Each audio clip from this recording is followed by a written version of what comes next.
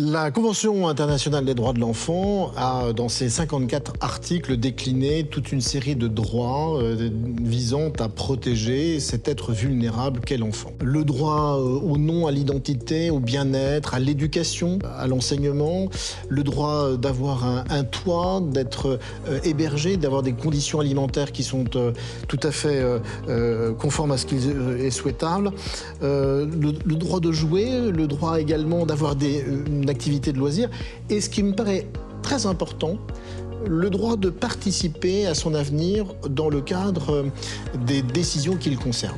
C'est la liberté d'expression, c'est le droit d'opinion de l'enfant. Et ça s'est traduit dans des dispositions intéressantes dans la législation française.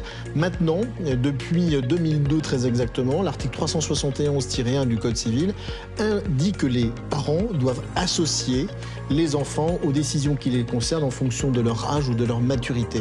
On oublie un petit peu cette disposition, mais on la leur rappelle, cette disposition, lorsque notamment, vous savez, il y a un conflit entre deux parents sur les droits de ce qu'on appelait autrefois de garde, la résidence alternée.